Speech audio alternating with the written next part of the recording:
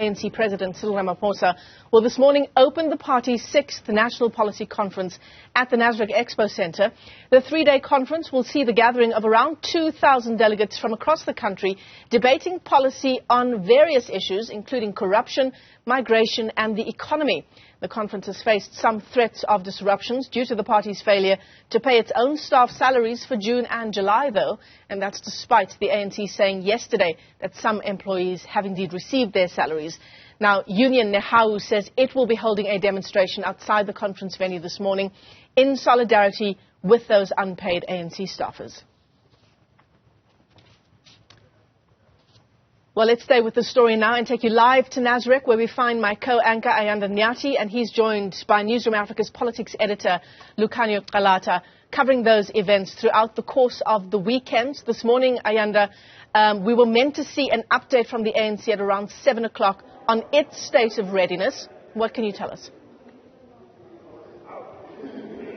Hopefully it's not a sign of what's to come. Good morning to you, Michelle. We've been counting down to this day for quite some time now. The ANC preparing, for better or for worse, to hold its 6th National Policy Conference right here in Nasrec.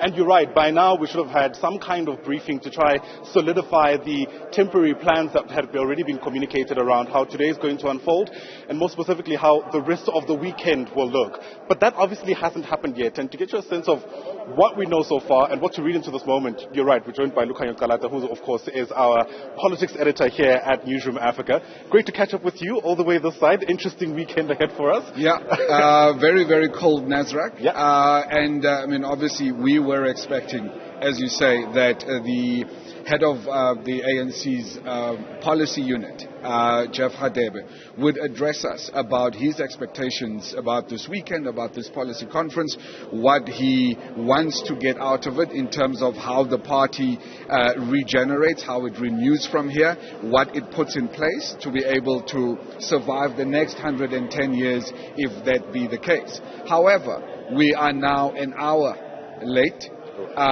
Will it happen? Your guess is as good as mine. We've spoken to some ANC staff. They're saying, look, it could happen. We don't know. Yeah. We just honestly don't know. As to whether or not we are going to start at 9 o'clock as we were supposed to, again, we don't know.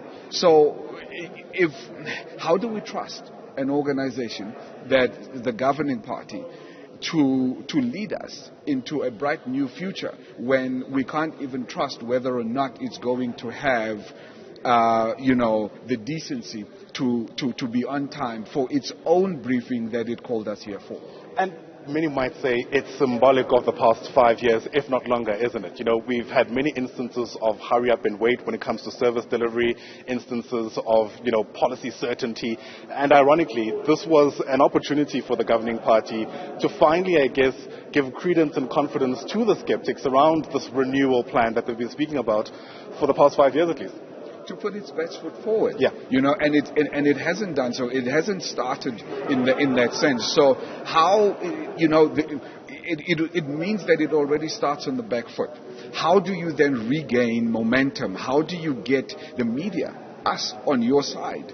To say, okay, cool, maybe, the last 5 years of President Cyril Ramaphosa's reign has been, a bit of hit and miss, but preparing for the future is going to be a little bit better because you are showing us that you are showing up on time, you are taking your own policy conference seriously, which means that you are taking the people of South Africa seriously. But if they can't even do that, what are we then likely to get? I would be very surprised if we do start at 9 o'clock this morning. I would be even more surprised if the president does start talking to us from 10 o'clock as expected. Yeah.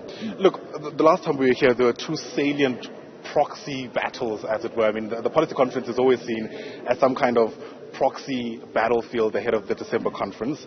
It was the land question, as it were, and questions around radical economic transformation. Those are the big talking points, if you like. Any telling what the big issues might be this time around?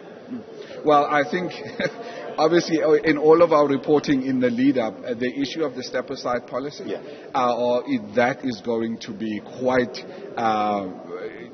those debates are going to be quite heated. It's actually quite sad that, we won't be privy to just what will be said in those meetings.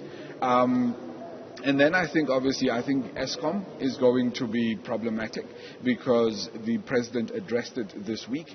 Is his plan good enough?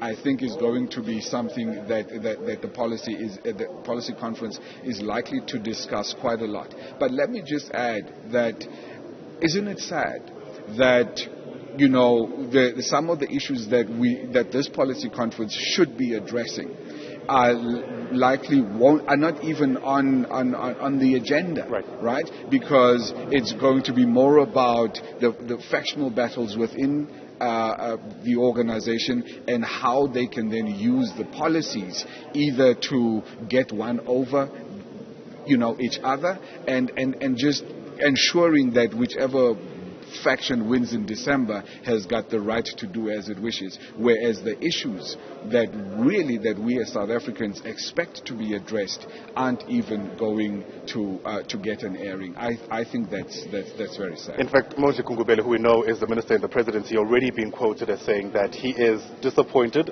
and quite frankly annoyed that there are delegates, he calls them comrades, who are going to spend much of their time this weekend actually trying to get a hand up around things like the set-aside, then getting to the nuts and bolts, the issues around high unemployment rates, the increasing cost of living, the energy crisis, migration issues in this country, gender-based violence. And the list really does go on.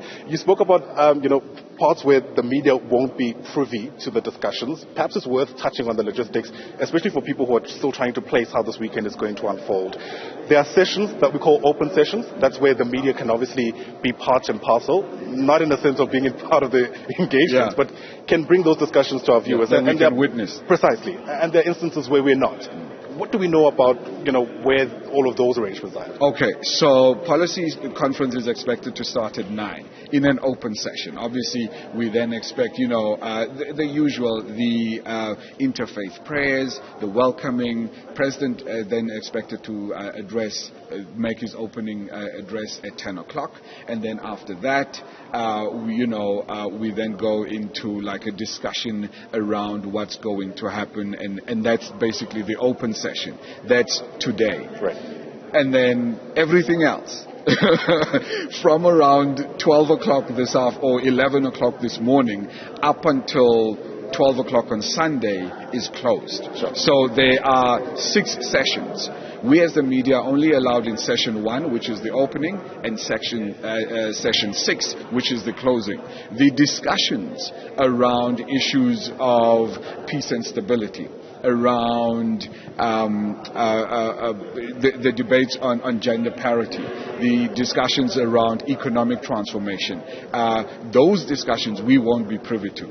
And obviously it's the ANC's policy conference, but what we are going to get is once those commissions have had their discussions, they will come back and they will come and brief us on how those discussions have gone, and then we as the media will then be able to engage with some of the rapporteurs, as they call them, on the various issues to come in, and we can then engage them on whether or not that was the right policy decision to take or not. So we are going to sit mostly, by the fence, but we are hoping that our sources, obviously within the both official and unofficial, will be able to take us into some of those discussions and take us into their confidence so that we can relay, obviously, to South Africa just what is being discussed in there. Also very important, not only what happens in those discussions, but also outside, because we know that's where a big part of the story actually lies. Lukhanyo, Calata, thanks very much indeed. You and I